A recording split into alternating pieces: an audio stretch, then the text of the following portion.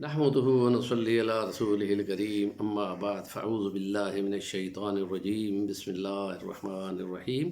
شهر رمضان الذي ينزل فيه القرآن هدى للناس وبينات من الهدى والفرقان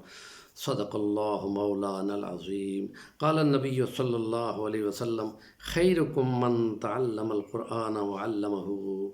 رب اشرح لی صدری ویسر لی امری واحلل عقدۃ من لسانی یفقہوا قولی۔ نبی کریم صلی اللہ علیہ وسلم نے فرمایا کہ تم میں سے اچھا وہ ہے جو قرآن کو سیکھتا ہے اور سکھاتا ہے۔ تعلیم اور تعلم قرآن کا سب سے بڑا مشن ہے، اور اللہ کا کلام قرآن مجید جو کہتا ہے ومن احسن قولا ممن دعا الی اللہ وعمل صالحا وقال اننی من المسلمین۔ کتنے بڑے بڑے تھنک ٹینک جو ہیں اسلامی کلچر، اسلامی تہذیب کے اور اسلامی نالج کے، آخر پہ وہ یہی کہتے ہیں کہ اس آیت نے ہمیں کھینچا اور ہم اپنی فیلڈیں چھوڑ کر اسلام کی خدمت کے لیے لگ گئے ہیں، جس میں ڈاکٹر ذاکر نائک بھی ہے، ڈاکٹر اسرار مرحوم بھی ہے، اور پیر ذوالفقار نقش بندی بھی ہے۔ یہ وہ لوگ ہیں جن کے پاس جدید علوم کا علم بھی ہے اور قرآن مدیث کی معلومات کا علم بھی ہے، تو ان چیزوں کو وہ خدمت کے لیے لگاتے ہیں۔ جب بیان کرتے ہیں تو ہمارے مدارس کے علماء وہ چیزیں کچھ بیان نہیں کرتے جو یہ کر جاتے ہیں اسلام کی خدمت کے لیے۔ تو اللہ کا قرآن جو ہے وہ تعلیم و تعلم، یہ برکت کا مہینہ چل رہا ہے رمضان کا، اور اس میں ایک نیکی جو ہے وہ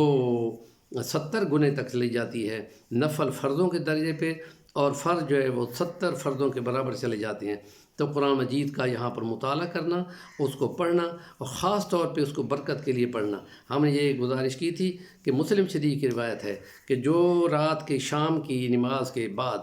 یہ مغرب کے بعد 3 سورتیں پڑھتا ہے،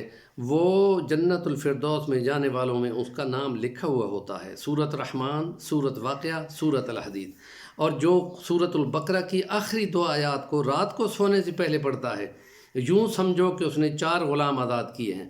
اور 4 غلام آزاد کرنا کوئی آسان کام نہیں ہے، بہت بڑی اس پہ رقم لگتی ہے۔ تو صحابہ نے حیران ہو کے پوچھا تھا یہ تو بڑا مشکل کام ہے۔ آپ نے فرمایا کیا تم سے یہ نہیں ہوتا کہ سورۃ بقرہ کی آخری 2 آیات وہ تم پڑھ لو اور پھر سو جاؤ، اور آخری 3 کل پڑھنے کا تو حضور کریم صلی اللہ علیہ وسلم کا اپنا معمول ہے۔ قرآن مجید کی ان کلام کو شفا بھی سمجھنا،